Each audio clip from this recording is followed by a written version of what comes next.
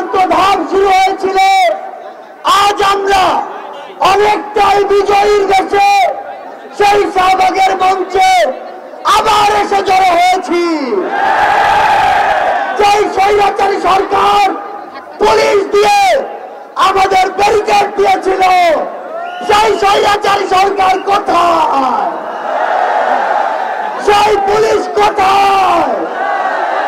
আমরা স্পষ্ট করে বলে দিতে চাই, বাংলাদেশের ছাত্র জনতাকে ব্যারিকেড দিয়ে আটকে দেওয়া সম্ভব নয়। যদি আটকে দিতে চান, গদিতে আগুন জ্বলবে। ওই স্বৈরাচারী সরকার নাকি ভারতে বসে পাল্টা করে অভ্যুত্থানের চেষ্টা করছে।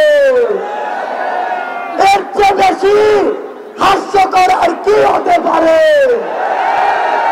আমরা স্পষ্ট করে বলে দিতে চাই, যদি যেখান থেকে হোক পাল্টা করে অভ্যুত্থানের চেষ্টা করে থাকেন, তাহলে আপনাদের গায়ে বাড়া জানাজা পড়ার লোক খুঁজে পাবেন না।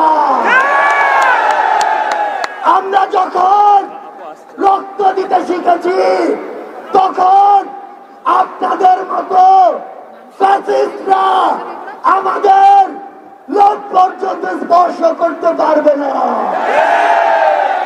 আমরা বলে দিচ্ছি, লক্ষ মানুষের সমাগম দেখেছেন, এরপরে যদি আমাদের দিকে চোখ তুলে তাকানোর সাহস করেন, কোটি মানুষের সমাগমে পিছে ফেলব। আমরা স্পর্শ করে বলে দিতে চাই, এই বাংলাদেশ 16 বছর পরে স্বাধীনতার যে নতুন মুখ দেখেছে, সেই মুখের দিকে কেউ যদি নজর দেওয়ার চেষ্টা করে, তাহলে তার জায়গা আমাদের এই বাংলাদেশে হবে না। আমরা একটি কথা আপনাদের স্পষ্ট করে বলে দেই, ওই যে শয়তানরা, ওই যে কুচক্রীরা, তাদের যারা দোসর, তারা কিন্তু একদিনের অভ্যুত্থানে এই দেশ ছেড়ে চলে যায়নি। সালমান এফ রহমানের মতো ভণ্ড সেজে লুকিয়ে আছে আমাদের আশেপাশে। এদেরকে প্রতিহত করতে হবে। যেই নৌকার মাঝি এরা সাজুক না কেন, নৌকা সহ ডুবিয়ে দিতে হবে। আপনাদেরকে স্পষ্ট করে বলি, আমরা আমাদের একটি ধাপ মাত্র পার হয়েছি। যতদিন পর্যন্ত জনতার দ্বারা নির্বাচিত জনগণের সরকারের হাতে ক্ষমতা না যায়, ততদিন পর্যন্ত রাজপথে 10 মিনিটের ঘোষণায় নামার জন্য প্রস্তুত থাকতে হবে।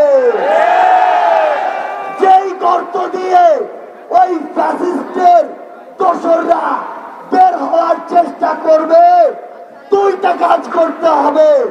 সেই গর্তেই তাদেরকে ঢুকিয়ে দিতে হবে এবং ওই গর্তে তালা দিয়ে দিতে হবে।